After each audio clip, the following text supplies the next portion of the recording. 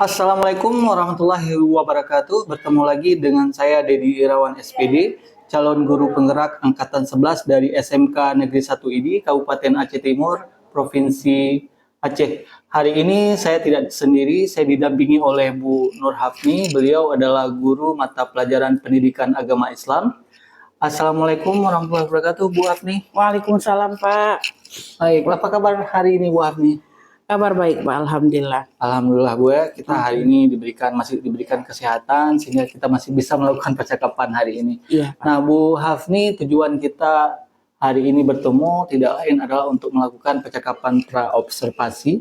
Iya, Pak. Yang tujuannya adalah untuk mengetahui sejauh mana kesiapan Ibu dalam menjalankan proses pembelajaran di kelas nantinya sebelum kita melakukan supervisi ya Bu. Nah, supervisi itu sendiri tujuannya, Ibu, untuk mengetahui dan mengevaluasi sejauh mana proses pembelajaran nanti yang Ibu laksanakan dapat berjalan dengan baik. Nah, percakapan praobservasi ini sendiri adalah juga bertujuan untuk mempersiapkan Ibu agar proses pembelajaran di kelas nantinya dapat berjalan dengan baik dan tentunya bisa bermanfaat bagi peserta didik kita, Bu. Oke, Bu. Kita mulai saja percakapan hari ini. Nah, saya akan bertanya tentang beberapa hal nih, Bu. Iya, Pak. Yang terkait dengan persiapan Ibu untuk melaksanakan pembelajaran di kelas nantinya. Iya. Nah, Ibu sudah mempersiapkan modul ajar ini. Kira-kira tujuan pembelajarannya nanti akan seperti apa, Bu? Oh iya, Pak. Di sini saya sudah mempersiapkan modul ajar dengan tujuan pembelajarannya ada 3. Ya. Yang pertama, peserta didik dapat menganalisis pengertian, dalil, contoh perilaku berfoya-foya, riya, sum'ah, takabur, dan juga hasad. Yang kedua, peserta didik dapat menganalisis manfaat dan cara menghindari perilaku berfoya-foya, riya, sum'ah, takabur, dan juga hasad, serta meyakini bahwa Islam melarang perilaku tercela sehingga termotivasi untuk menghindarinya. Yang ketiga, peserta didik dapat membuat dan menyajikan quotes tentang perilaku berfoya-foya, riya, sum'ah, takabur, dan hasad, serta terbiasa bersikap rendah hati dalam kehidupan sehari-hari. Begitu, Pak, yang sudah saya rancang. Oke, Bu. Tujuan pembelajaran yang sudah Ibu persiapkan dengan baik. Nah, untuk area pengembangannya bakal seperti apa nanti di kelas Ibu laksanakan? Oke, untuk area pengembangannya yang hendak saya capai itu ada 2 bidang, Pak. Oke, Bu. Yang pertama di bidang pengetahuan dan yang kedua bidang keterampilan. Di bidang pengetahuan siswa itu mampu memahami dan menganalisis apa itu foya-foya, takabur, riya, sum'ah, dan juga hasad. Ya, untuk di bidang keterampilan ya, siswa itu mampu mengaplikasikannya dalam kehidupan sehari-hari dengan cara menghindari sifat foya-foya, riya, sum'ah, dan juga takabur sehingga menjadi pribadi yang lebih baik lagi untuk kedepannya, Pak. Wah, luar biasa nih, Bu, area pengembangan Ibu. Saya suka nih bagian keterampilannya Ibu supaya bermanfaat bagi si siswa untuk dapat berguna dalam kehidupan sehari-hari dengan menghindari perilaku-perilaku tersebut. Salah satunya foya-foya, sum'ah, dan ada riya juga ya, Bu. Iya, riya dan juga hasad.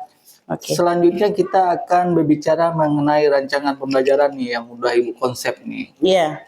Kita akan berbicara tentang strategi pembelajaran Ibu, model pembelajaran bagaimana yang akan Ibu gunakan, serta metodenya bakal seperti apa. Bisa Ibu jelaskan sedikit? Insya Allah Pak, bisa ya. Untuk strategi yang saya gunakan adalah pembelajaran berdiferensiasi ya berdasarkan kesiapan dan minat belajar siswa. Dari segi kesiapan saya berfokus kepada pengetahuan awal mereka. Dari segi minat saya memberikan kebebasan kepada mereka, yaitu belajar bersama teman, ya, belajar melalui buku paket, dan juga yang disediakan di sekolah, dan juga menggali informasi terkait materi yang saya ajarkan itu di internet, begitu Pak.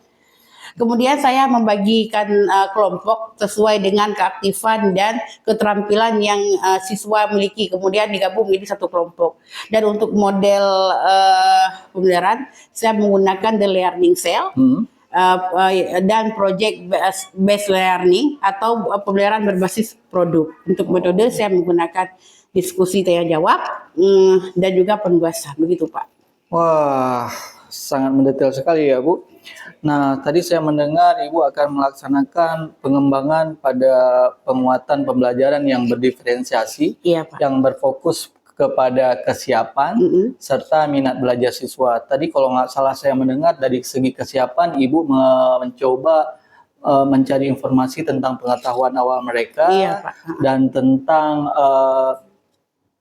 minat. Ibu memberikan kebebasan kepada mereka, mau belajar dengan gaya dengan temannya, dengan buku paket, serta googling di internet. Pak, benar sekali. Tadi juga Ibu menyampaikan metode yang Ibu gunakan juga metode the learning cell dan project based learning ya Bu.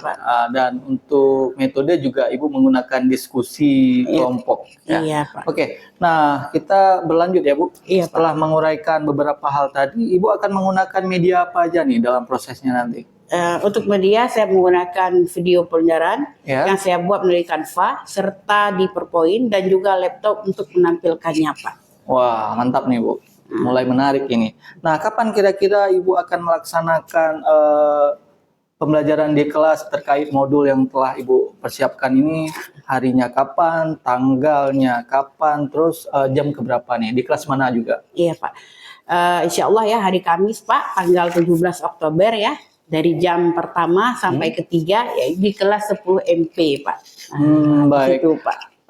Kita akan bertemu nanti di hari Kamis di tanggal 17 di kelas 10 MP di jam 1 sampai jam ketiga untuk melakukan supervisi kelas terhadap pembelajaran yang akan Ibu laksanakan nanti.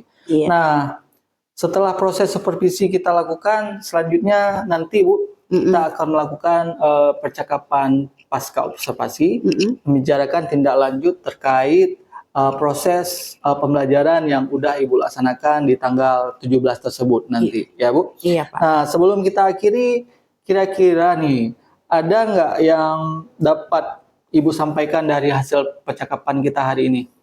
Oke Pak. Saya mendapatkan gambaran ya tentang media yang saya gunakan ya, proses pembelajarannya. Terakhir saya dapat mempersiapkannya dari sekarang. Jadi esok hari sudah lempang saja Pak ketika kita sudah melakukan supervisi. Oh baik, demikian saja percakapan kita hari ini terkait percakapan pasca observasi. Sampai bertemu di kegiatan supervisi nanti dan pasca observasi ya kita akan melakukan percakapan. Assalamualaikum warahmatullahi wabarakatuh. Waalaikumsalam warahmatullahi wabarakatuh. Apa kabar semua, sehat? Sehat. Kelas sudah bersih dan nyaman ya? Iya. Masih ingat minggu lalu kita belajar tentang apa?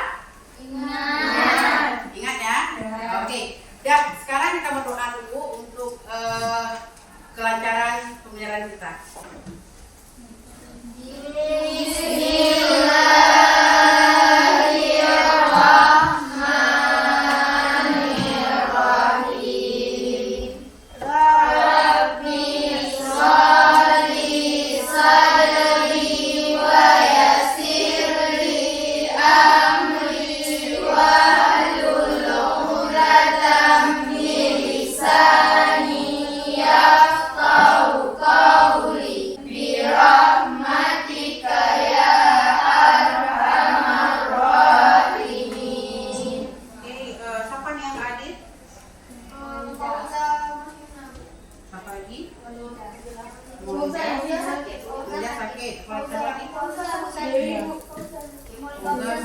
Sebelum kita masuk pelajaran ya, Ibu ingin melihat kalian sudah fokus ya, atau memang pikiran kalian masih di rumah atau masih di jalan ya. Nih, ya, dengarkan apa dari Ibu ya. Pegang telinga. Sekali lagi ya. Pegang hidung. Oke, konsentrasi. Ya, bagus sekali ya. Udah. Minggu lalu kita ada belajar tentang apa? Mengenai iman, foya-foya, Jumat. hasad. Oke, ya. Udah, sekarang kita lanjutkan lagi nih ya. Sekarang kita hari ini ya menjalani hidup dengan penuh manfaat dengan menghindari sifat ya. Oke, ada yang tahu itu apa itu foya-foya? Udah tahu foya itu apa? Apanya? Iya, foya-foya itu menghambur harta. Oke, atau disebut dengan apa kalau bisa menghamburkan itu? Dalam bahasa Arabnya itu tabzir. Ya. Nah, kalau yang ini satu lagi, Pak, kira-kira? Israf apa artinya? Ya, berlebihan. Oke ya. Ini ke foya-foya. Kalau yang sumah, apa arti sumah?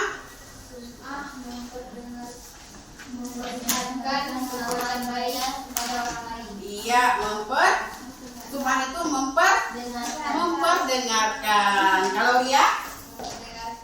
Memperdengarkan. Kalau takabur, apa artinya?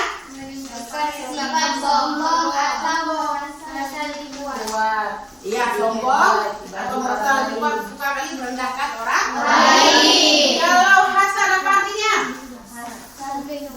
Apa arti hasad? Hasad sifat seorang yang merasa tidak senang terhadap kebahagiaan orang lain karena memperoleh suatu nikmat dan Iya, lebih ke diri dan diri. Hasad ini lebih ke diri dan diri. Ini semua adalah sifat tercela. Jadi kaitannya dengan minggu lalu itu, kalau minggu lalu kita disuruh kan berlomba dalam kebaikan. Ya, jadi kita hindari sifat tercela ini. Ya, makanya kita disuruh berlomba dalam kebaikan. Dalam hal apa saja? Tentang Beribadah. Ya. Kalau foya-foya ini kita disuruh hindari. Ibu, tujuan pelajaran kita hari ini, ya. Ya, tujuan pelajaran kita hari ini, ini dia ya. Menganalisis manfaat menghindari sifat hidup foya-foya, riya, sum'ah dan kabur dan hasad. Itu membuat karya berupa quotes ya, atau mempublikasikan di media sosial. Ada yang tahu quote itu apa? Kata bijak.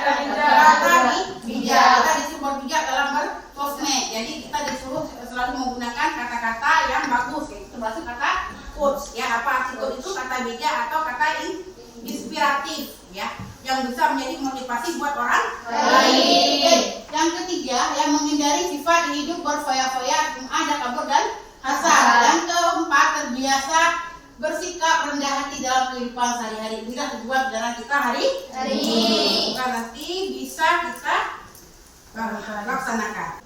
Ibu ingin kalian bagikan kelompok ya. Kita hari ini menggunakan PBL ya, membuat kita banyak dosa. Maka hindari sifat itu karena kita tidak disuruh seperti itu ya. Oke. Disuruh berjejaklah dalam media sosial. Nanti sudah itu semuanya. Kalian udah kalian buat ini, nanti kalian ada PR tersendiri juga. PR-nya apa? Kalian buat code itu, semuanya per pribadi, kalian upload ke media sosial, kalian screenshot, ya boleh itu ke Facebook, Twitter, Instagram, boleh ke status WA, ya screenshot kirim ke ibu, ya. Tadi itu nilai pribadi kalian. Kalau yang ini nanti betul per kelompok, ya. Kelompoknya satu orang yang post. Enggak semua. Kalau yang itu semua. Kalau yang Oke, kira-kira sudah siap? Iya. Siap ya. Maju kelompok pertama terus.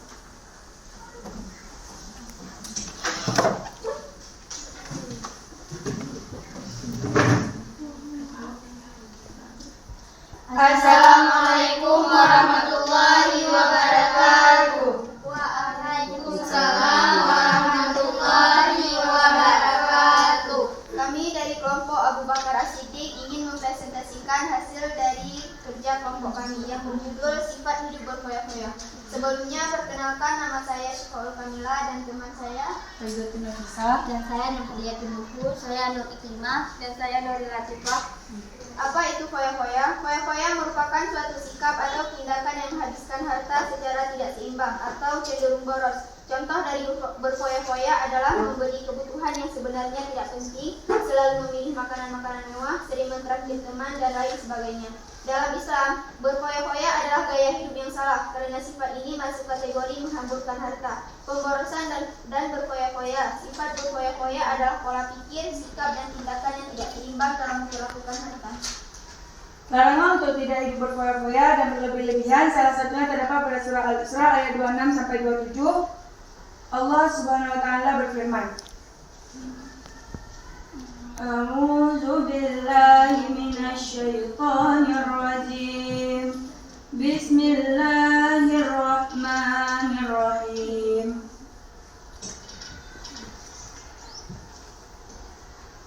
Wa ati dzal qurba haqqahu wal miskina wa banas sabil wa la tubazzir tabziran innal mubazzirina kanu ikhwanasy syayatin wa kana asy-syaitanu lirabbih kafur, yang artinya, dan berikanlah haknya kepada kerabat dekat, juga kepada orang-orang miskin dan orang yang dalam perjalanan.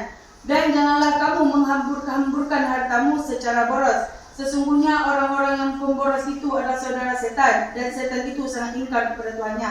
Ayat ini jelas menyebutkan bahwa Allah Subhanahu wa taala memerintahkan kepada kaum muslimin agar memenuhi hak keluarga dekat, orang-orang miskin dan orang-orang yang dalam perjalanan. Manfaat menghindari sifat foya-foya, mengerjakan seorang untuk memahami mana kebutuhan penting dan mana keinginan saja. Maka hiduplah sederhana, hindari hidup foya-foya dan berlebihan. Sebab setiap kali tubuh kita dimanjakan jiwa, kita akan menjadi lemah. Sekian presentasi dari kelompok kami. Apa ada yang ingin bertanya? Ada yang mau tanya, Nak? Saya. Oke.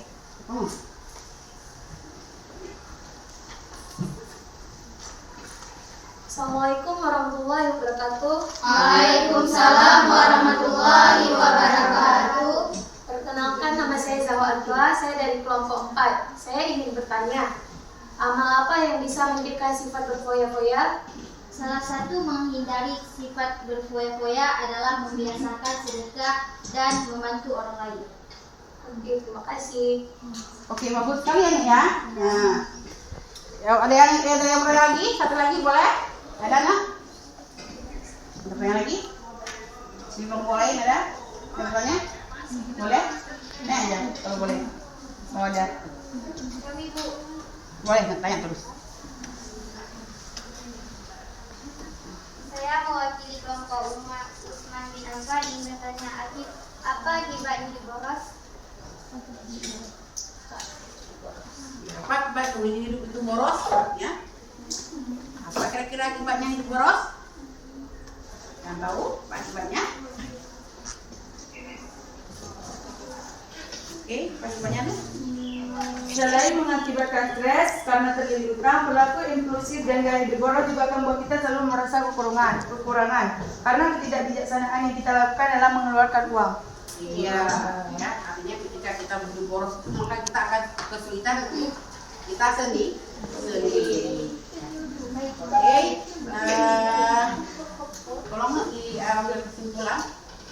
Kesimpulan yang dapat diambil dari apa yang sudah dijelaskan tadi, bahwa berfoya-foya bukan jaminan banyak sahabat, tapi setia kawan, bijaksana maupun menghargai.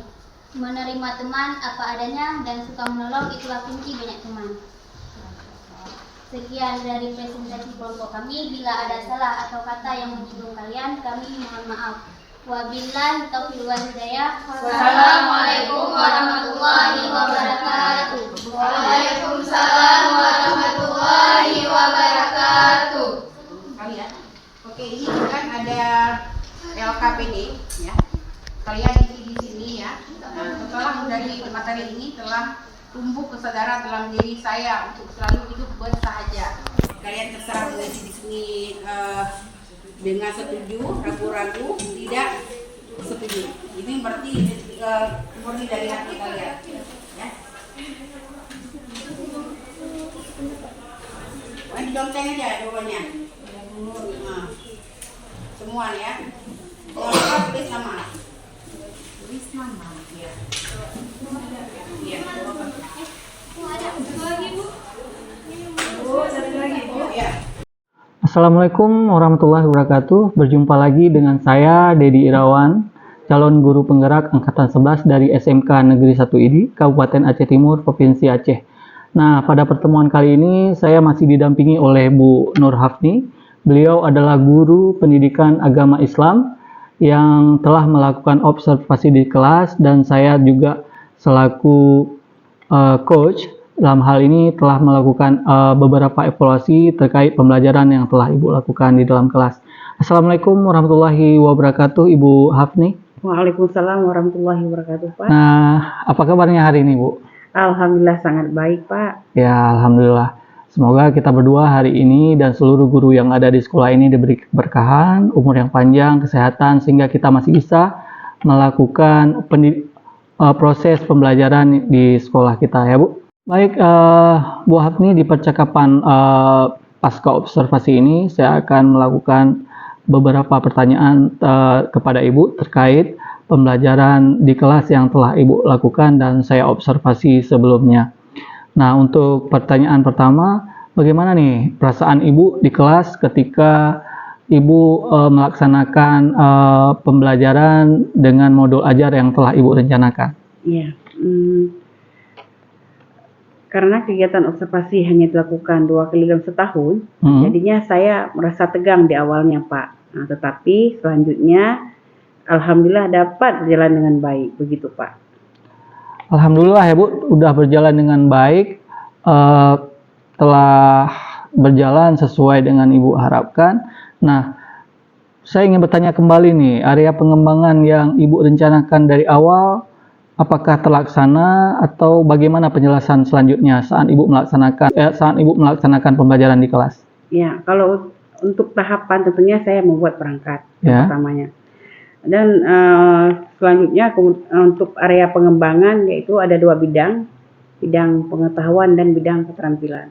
Kalau untuk pengetahuan, siswa itu harus mampu ya memahami dan mengidentifikasi apa itu foya-foya, sum'ah, riya, dan takabur. Sedangkan di area bidang keterampilan, siswa itu harus mampu mengidentifikasi cara menghindari sifat foya-foya, riya, sum'ah sehingga menjadi pribadi yang lebih baik kepada siswa itu sendiri, Pak. Oke, Bu. Saya rasa ini telah sesuai dengan percakapan pra-observasi kita. Ibu juga menyampaikan hal sama.